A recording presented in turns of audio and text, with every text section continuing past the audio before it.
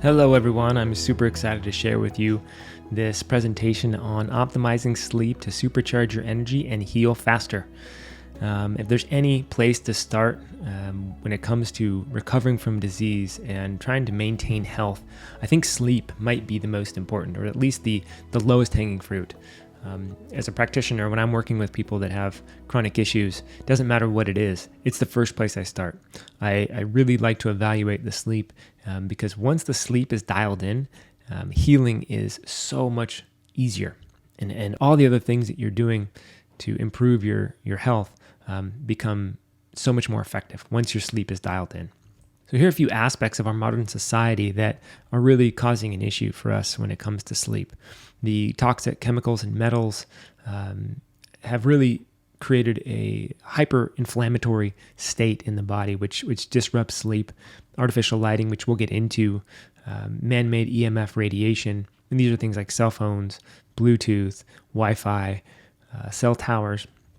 They all have an impact on sleep function, and we'll get into that as well. Food distribution. This really causes an issue because we're able to distribute food from all over the planet, store it, and really eat it whenever we want, right? And that's not really a normal, it's not something that our ancestors did, and it's not something that still a lot of the populations around the world that live in a little bit more alignment with nature have to deal with. So it's actually a hurdle, right? That we actually have to deal with here in the West. Because we're so lucky that we have this, it's something that we have to consciously try to avoid and be conscious of. Text-based lifestyle. So just being on phones and computers, TVs, this is not only stimulating us, which is kind of the next one, but it's also affecting the way that we interact with light, right? And again, that gets into the artificial lighting. And then convenience. This is just something that becomes an issue because we don't really have to work for things anymore. Everything becomes so easy. We don't have to exercise and move our bodies nearly as much as we did even 30, 40, 50 years ago.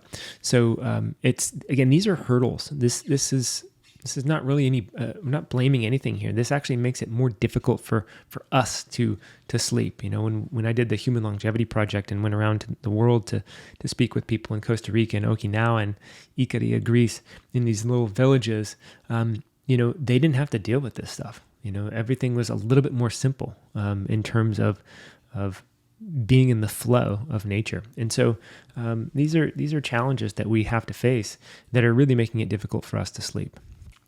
And this is a big one that I really want to hit on, which is chronobiology. This is the idea that your body is being governed by rhythms, and everything is flowing at a rhythm. And the greater alignment that we can find ourselves in with the rhythm of nature, the better things are going to be. So this was a beautiful quote that I pulled from a research paper. It says, the evolution has installed in us a powerful internal clock programmed to anticipate physiological events based on a battery of entrainment cues, including light, temperature, food, and physical activity. Unfortunately, the infrastructure of today's society and our lifestyle choices have thrown a wrench in our biological clockwork. So what this is simply saying is that there are these cues, light, temperature, food, and activity. These cues are guiding our natural rhythms. Our body is anticipating what's going to be happening based on these cues. So, in other words, our body's predicting the future, so to speak, because of the rhythms that we're being exposed to. It starts to anticipate what's next. This is how your body knows to start increasing melatonin and getting hungry and performing all these different functions throughout the day, right? And a good example of this is when you fly across the country, when you travel and you cross time zones.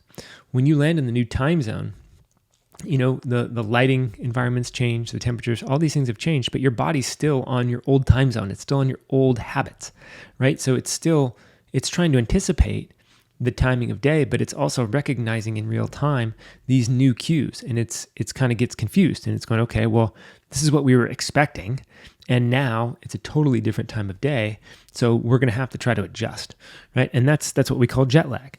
So that's, if you can think about it in this way, that your body's anticipating what's going on, then you can start to, then it stresses the idea that being in a rhythm, doing the same things each day at each time, becomes a really valuable tool, right? So if you can eat breakfast in the same time of day, or lunch and dinner, you can exercise.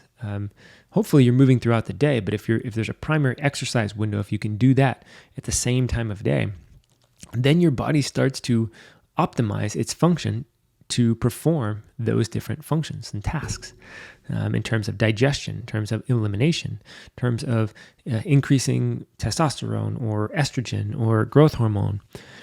That's really what we want to do, is we stay on rhythm.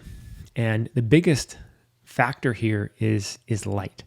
I think light and food tend to be the biggest factors in our modern life.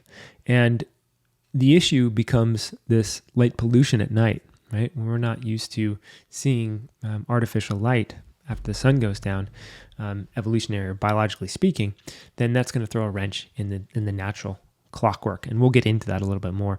But light, temperature, exercise, and food are the big ones. So here's just a quick diagram of what Chinese medicine kind of maps out in terms of how the body tends to upregulate function based on the time of day. And of course, it's not the time of day based on a clock, right? It's the time of day based on the natural rhythms of the day, based on the light cycles. And so nothing really that we need to get into too much, but it's just interesting to note that Chinese medicine has mapped this out, and now Western medicine is doing the same. And again, Ayurveda has done this as well. Of course, they use a little bit different language, Vata, Pitta, and Kapha, but nevertheless, using their framework, their map of how to work with these energies of Pitta, Kapha, and Vata, it gives you an idea of when is the best time to eat the biggest meal, right? And that would be in that Pitta time, right around noon, 2 p.m.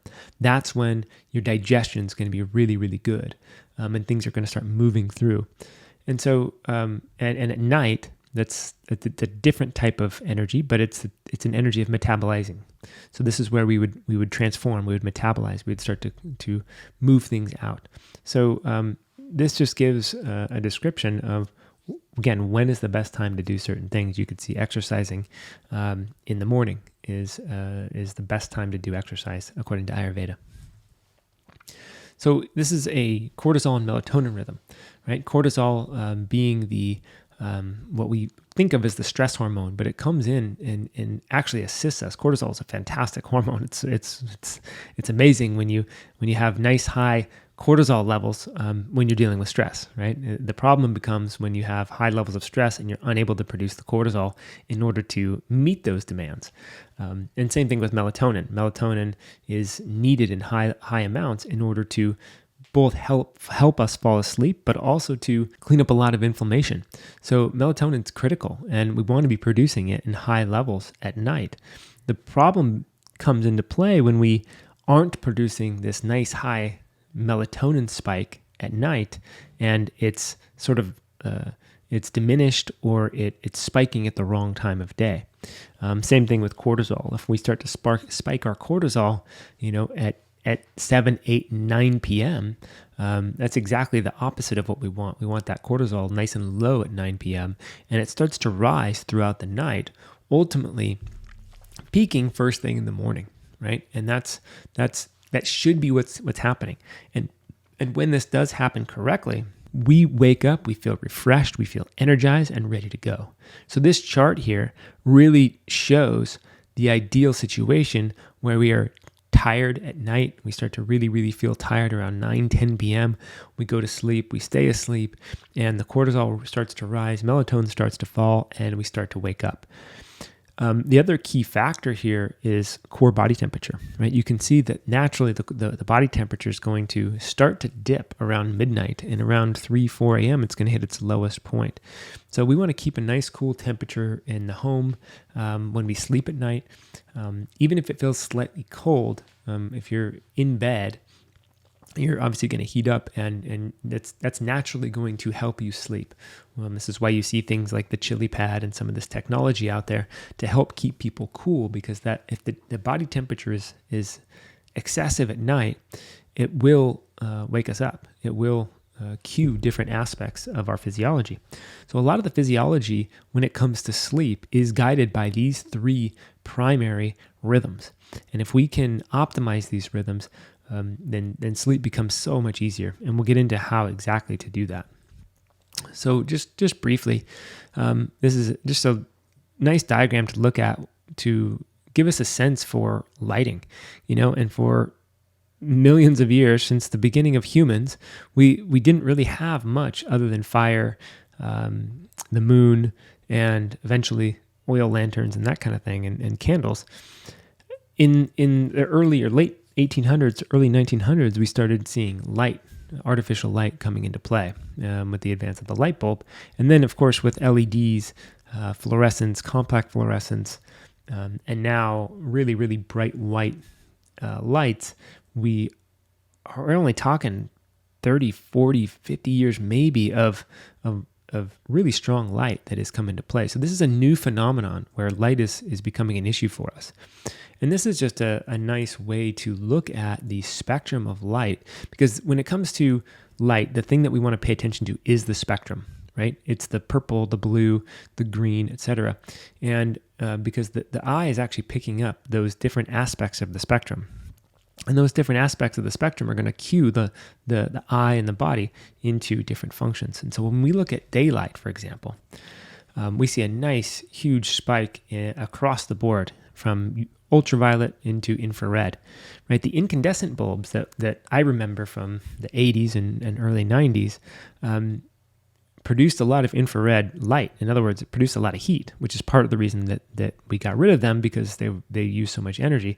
But they were actually probably the healthiest light bulb that we have, because it includes the entire spectrum. And that's what our eyes are used to. Even though it's in the wrong amounts, at least we were getting some of it. When you look at the fluorescent light and you see a big spike in the green and a big spike in the orange, it's really not what our biology is used to seeing, right? That's not found in nature. And especially if you look at the cool white LEDs and even the warm light LEDs, I mean, that is just a complete distortion of what our biology is used to seeing. So this comes into play when we factor in what's really happening with the eyes, and we'll get into that. This is a really good visual of kind of the spectrum that we see during the day and during the night. So we actually see that the temperature changes, the light temperature changes from a 6,500 Kelvin at the middle of the day down to 2,400 Kelvin when sun's just about to set. And so the spectrum shift that our eyes and even to some degree our skin is picking up is going to inform the functions of our biology. And at night here, this is a real problem that we see especially with kids that have really just grown up with technology, phones, computers, and these type of things. We see a lot of this at night on phones, playing on phones, iPads, and even as adults, right? We do a lot of this now. But if we recognize that the blue and green wavelengths, anything below 530, it starts to shut down melatonin production, right? So this is a huge, huge deal. And this is why at night, when we never really used to see the blue and green spectrums, we didn't really have an issue with melatonin production. Now, with all this artificial blue and green light at night, we're seeing melatonin be affected in a huge, huge way. And when you run melatonin tests, you can actually see this show up on those curves. So here is just a visual description of what's going on. We take in the light during the day, or any light source, and our eye is picking up on the various spectrums. So it's so precise in what it's able to understand that it can sense how much blue, how much green, how much yellow, orange, red. And that's going to, those signals that are picked up in the back of the eye are then sent to the brain. And so I love this headline and this subtitle, that the molecular clocks throughout the body keep tissues humming, right? So it's not just the brain, it's the molecular clocks throughout the body. So we actually have genes in the liver, in the pancreas, in the thyroid, everywhere throughout the body that are keeping time. They're getting signals from the eye and then the brain about what time of day it is so that it knows, these tissues know which functions to upregulate and to downregulate. So here you can see an even better description of when the light comes into the eye, it goes into the optic chiasm, the suprachiasmatic nucleus, which then communicates to the pituitary gland. The pituitary gland then communicates to the hypothalamus. And so the pituitary gland is really the master regulator for a lot of hormones throughout the body. And you can see that it's communicating with the kidneys, with the thyroid, the adrenals, the skin, the bones, testes, ovaries, and sending these very, very important hormonal cues to govern the function of a lot of these tissues. And hormones are probably the biggest lever when it comes to governing function. This is why when we have hormonal imbalances, it really causes havoc in the body and creates a lot of symptoms. But things like luteinizing hormone, growth hormone, thyroid stimulating hormone, adrenal hormones, these are all governed by the pituitary gland. And the pituitary gland is being given signals from the eye based on the lighting that it's of the environment. So if we can start to shift the environment and shift the lighting, then that's going to cue our pituitary, our hypothalamus, and our entire hormonal system into a function that is more optimal. So here, this is a little bit technical, and there's not really much to understand here other than the fact that if you look at the right-hand side, you see xenobiotic detoxification. That means detoxifying chemicals, foreign substances in the body. Lipid metabolism, that's fat burning. Lipogenesis, that's making fat, right? Mitochondrial bioenergetics, that is the way we're producing ATP and energy at the cellular level. And then gluconeogenesis is turning things into sugar. It's making sugar. And so these functions are all being governed at the cellular level by a ton of different genes that are regulated by these clock genes, these internal cellular clocks that trigger a whole host of events downstream that govern all of these functions. So if we want to detoxify properly, circadian rhythm's critical. If we want to burn fat, circadian rhythm is critical. If we want good energetic production at the cellular level from the mitochondria, then circadian rhythm is critical. And this is occurring, again, in every tissue of the body.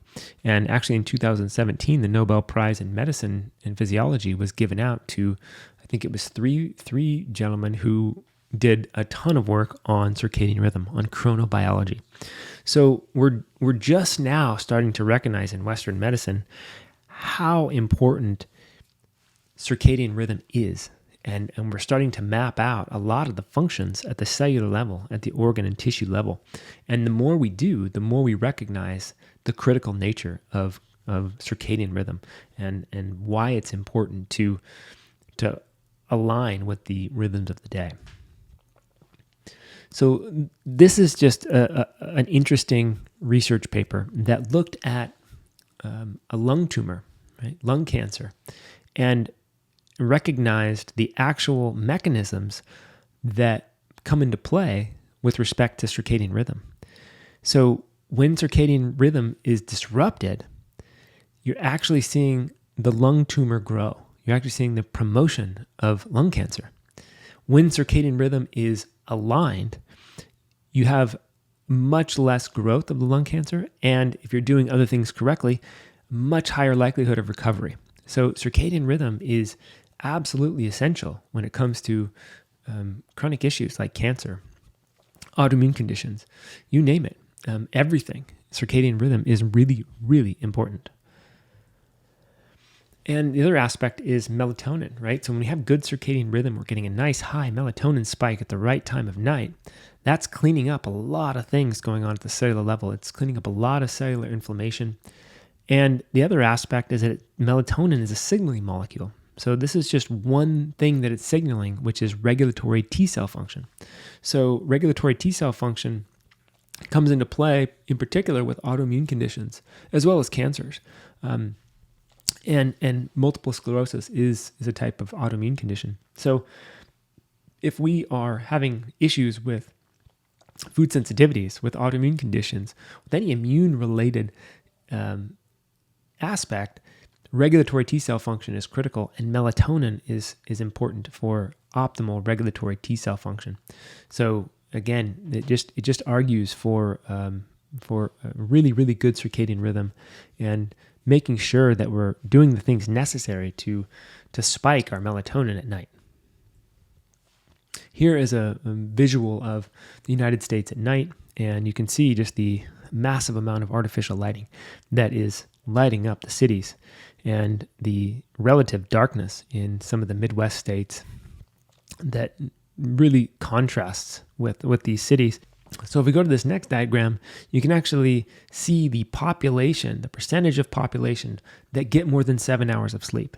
Now, the time of sleep is not everything, right? We want to get good quality sleep, but to some degree, the qualitative factor of sleep does come into play, right? So when we look at the white states, the ones that are light colored, that is the less percentage of the population is getting 7 or more hours of sleep. So they don't get as much sleep in those light colored states. The darker colored states represent a greater percentage of the population that get more than 7 hours of sleep.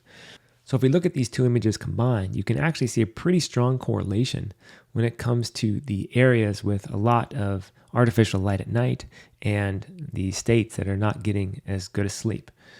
Again, it's not perfect correlation, but it is interesting to note.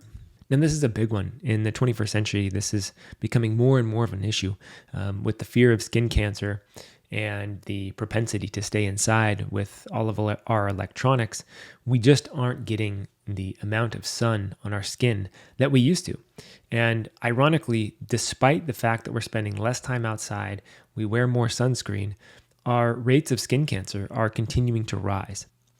Here are a few headlines that really do a good job of highlighting the variety of benefits that one might get from enough sun in the eyes and on the skin. Kids who get more sunlight are less likely to need glasses. This is an interesting one.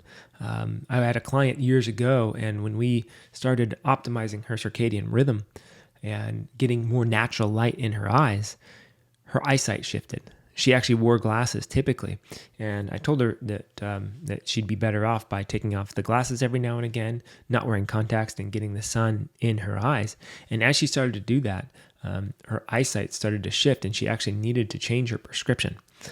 So the lights in the eyes go a long way to sending signals, but also the improvement of our eyesight. The myopia boom, you can see that myopia is increasing in the last 20, 30 years, and this has become a real big problem in Asian countries, actually. Effective heliotherapy on skin and joint symptoms in psoriasis. So heliotherapy is an old technique to actually just get out in the sun and use that as a therapeutic agent. This tends to be one of those things that improves the symptoms of skin conditions quite a bit. It's just getting in the sun enough to where you're not burning, but enough of that sun on your skin can really, really improve the health of the skin overall. Researchers link leukemia to low sunlight and vitamin D. And circadian rhythm governs damaging effect of UV light. So this is a big one, that when we talk about the damaging aspect of ultraviolet light, and it is damaging, it becomes more damaging when our circadian rhythm is out of alignment. When our circadian rhythm is in alignment, then we can actually produce mechanisms to protect against the UV light. The skin has a number of ways of doing that, and we can do that when our circadian rhythm is optimized. So again, UV light is a hormetic stressor. It is something that's really, really good in a certain dose, and once we go over that dose, it can be damaging. So this is interesting to note that when we look at the skin, the different wavelengths of light penetrate to different depths. And the UV doesn't penetrate very far. As we get up into the blues and greens and yellows, they start penetrating deeper. And into the infrareds, it penetrates even deeper. And so this is just important to recognize, because it shows us that there's something going on, that our skin actually picks up light in different ways. And there's different elements, depending on how deep in the skin you go, that are going to be impacted. And so this is really, really deep science. I don't want to get lost in the technicalities here, but I just want to illustrate that the different spectrum of light is penetrating the skin differently. So when we don't get enough of that infrared light from the sun, or that ultraviolet light from the sun, then we're only going to get certain spectrums, and it's only going to impact the skin and the signals that are being picked up through the skin in different ways. So this is a great image showing the various light-related hormones that we make. If you look on the left, you see phenylalanine, tyrosine, tryptophan, histidine in green, and these are amino acids. And these are amino acids that are required to make the various hormones that we are so reliant on. So if you look at phenylalanine, tyrosine, and you go all the way to the right, you end up seeing melanin, dopamine, adrenaline, noradrenaline. Those are produced with the interaction of those amino acids and light. So we need the UV and the infrared in particular, but we need those light spectrum, that whole light spectrum, to be able to produce these hormones, to be able to produce T3 and T4. It is required that we have light to be able to produce those hormones. And the amount of light is going to dictate how much T3 and T4 we make. Same thing with tryptophan. Tryptophan is required for us to make serotonin and melatonin. And those are governed by the amount of light that we get. Same thing with histidine. We make histamine and uracanic acid. Both are very, very important for function in the body. And uracanic acid is one of those things that acts as a UV filter. So if we're able to make uracanic acid, and at the top, if we're able to make melanin, then we can actually protect ourselves against the damaging aspects of UV light. So here is another description of some hormones that are related to light. We take in the red and infrared light. It interacts with cholesterol to make our corticoids, cortisol, aldosterone, as well as our sex hormones like testosterone, progesterone, and estradiol. So when we get enough light in our eyes and on our skin, we're able to make these hormones in a much more effective way. Same thing with vitamin D. Everybody is familiar with vitamin D, but it's, again, not often talked about the red and the infrared light that is required to make some of these sex hormones. And we're going to make these sex hormones in a much more effective and optimal way when we get light at the right time of day. Okay, so how do we optimize our chronobiology? How do we optimize our sleep given all this science? I first kind of want to start off with an amusing quote that's attributed to Voltaire, but it says, "The art of medicine consists in amusing the patient while nature cures the disease." And I couldn't agree more with the sentiment that really the best solution is to get out of the way and start to work with nature. And that will ultimately resolve any of these imbalances, dysfunctions that we're dealing with. And from our travels with the Human Longevity Project, this is Orestes Portelos from Ikaria, Greece. He's 99 years old when we talked to him, and he said, "When I was young, the body was busy and the mind was still. The problem today is the mind is busy and the body is still." And it's such a simple and wise statement. But some of the solution here that I want to point to is to get moving, keep moving, move the body, get outside and move the body, reduce stimulation of the mind, and start to move the body. And when we do that, it makes it so much easier to sleep. This one tip can be a huge, huge factor for so many people, just to start moving more. Another one is to go outside, right, and be amongst nature. Shinrin-ryoku. This is a Japanese term that means forest bathing. And you don't have to be in a forest, although being in a forest is very therapeutic. But just getting outside, it can be on a beach, it can be in a park, but it changes your neurochemistry, your neurotransmitters, improves your mood, it calms your sympathetic nervous system, your fight or flight. It improves the parasympathetic tone, the rest and digest. Research has even shown that looking at photos or art of nature can have minor effects on your sort of brainwave function. So being in and amongst nature is a really, really therapeutic tool and can help you improve sleep.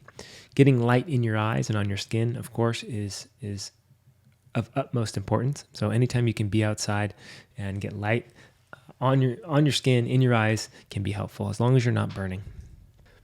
So here's a big one: eating on time and intermittent fasting. If you have hypoglycemia, I would not recommend doing intermittent fasting, but for pretty much anybody else, intermittent fasting can be a useful tool. When you do this, when you eat on time and you do a little bit of intermittent fasting, you'll improve gut microbiota balance, you'll improve your mitochondrial function, your metabolic flexibility, your immune system, hormonal function improves, your brain function and cognition, and you actually make more stem cells too. So there's a lot of benefits to eating on time. And what do I mean by that?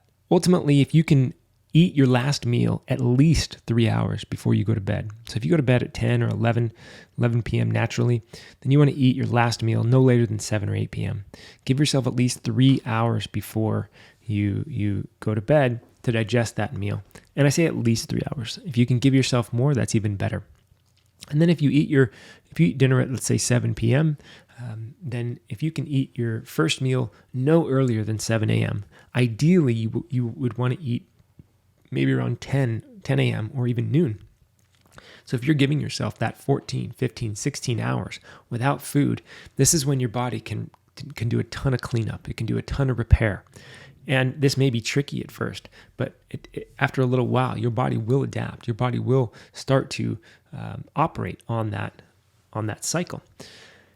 And these are just a few of the different types of intermittent fasting that you can play around with, depending on your situation, depending on what's ideal for you.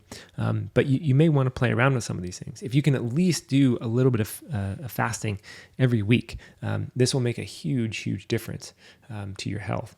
But the key, again, is really no food within 3 hours of going to sleep. If you can do that, you'll notice tremendous benefits. The energizing breath. So we can use breath work, right, to start to influence our function. And this is a type of breath that, probably does require a little bit of caution. If you are pregnant, if you've got hypertension, epilepsy, seizures, panic disorders, the last thing you want to do is ramp things up. But for anybody else, if you wake up and you don't have a ton of energy, you can use the breath to actually stimulate function in the body.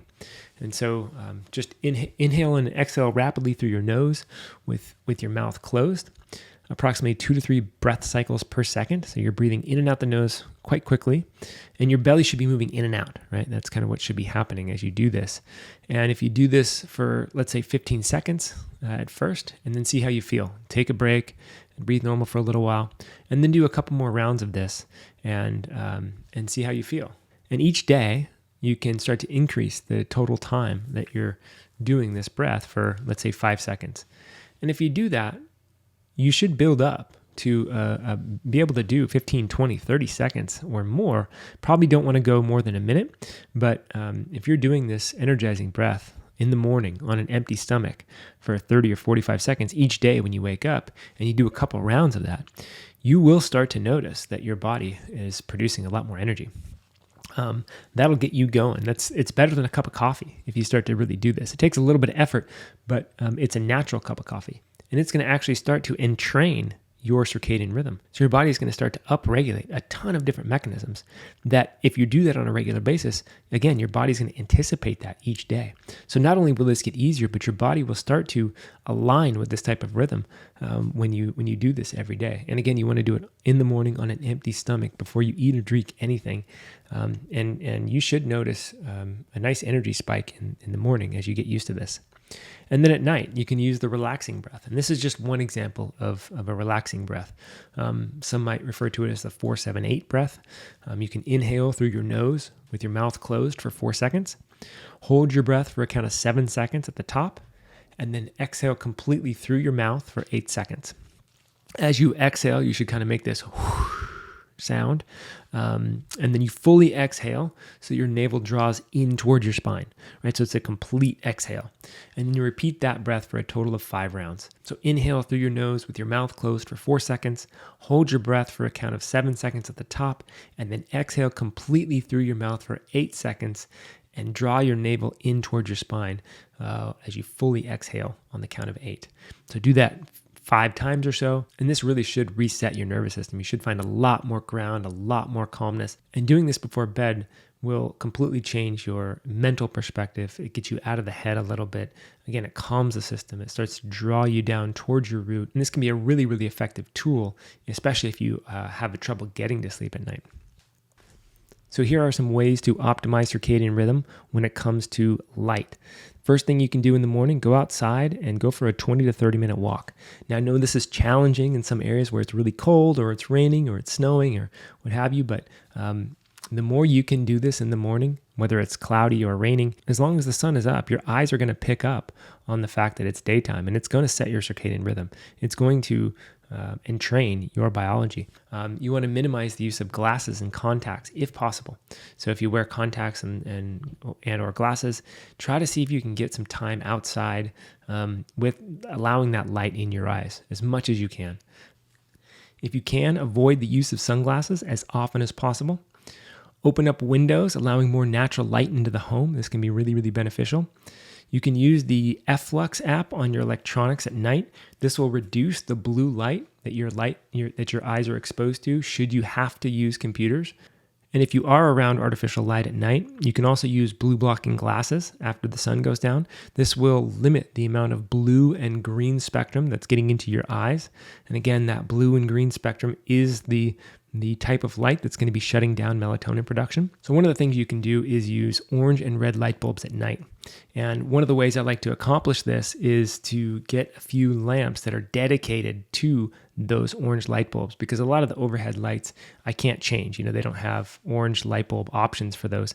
And so I turn those off at night, and you can turn on your orange lamps, and you can get a handful of these so that you have enough light in the rooms that you're going to be in, and this makes a huge difference. When I implemented this for the first time, and I've done this with clients as well, people start getting tired earlier. So a lot of times we think that we don't get tired until 11 p.m. or midnight or what have you, and just by changing this one thing, by either wearing the blue blocking glasses or using orange and red light bulbs, or the last one using candle lights or fire, you start to get tired earlier, and there's just nothing you can do about it. Once you start getting tired, you get tired, and you just naturally start going to bed earlier. And this is really the key. So the key is to not to force yourself to go to bed earlier, but rather to set up your environment in such a way that you naturally start getting tired earlier and wanting to go to bed earlier.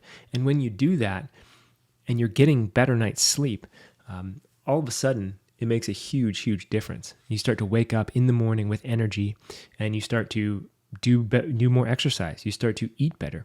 All the things that you really want to do, it's so much easier to do. The lack of sleep it really throws your whole day out of whack. So if you can start to optimize your sleep, use some of these tools and techniques to set your circadian rhythm, it's going to make a huge difference. And before I close, I just wanted to name a few more things that might be helpful too. There's an amino acid called ornithine, and you can get L-ornithine, and this will help with ammonia production in the brain. So you can take 500 milligrams, 1,000 milligrams. You can do this. You can actually take a lot more than that, but if you start there and you take some L-ornithine at night, a lot of people find a lot of benefit from that. It does help with inflammation and like I said, the ammonia that is produced in the brain at night.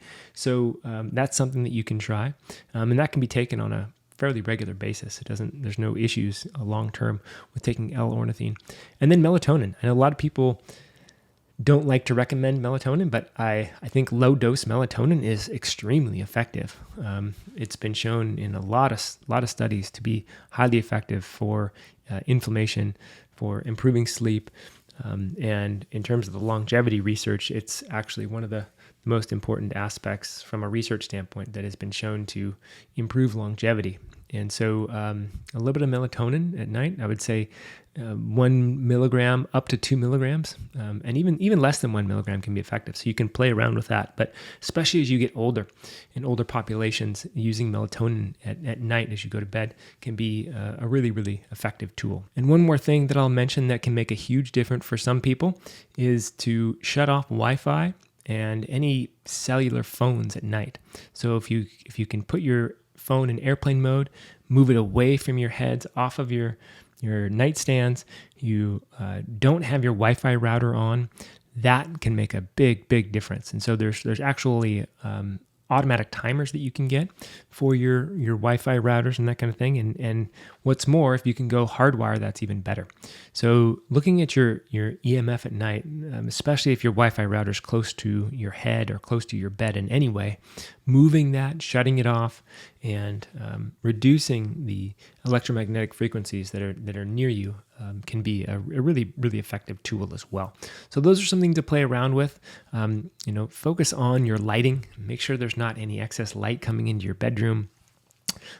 Blackout curtains or anything like that are extremely effective. So hopefully this helps. And the more you can optimize your sleep, the better your health's going to be on the long term.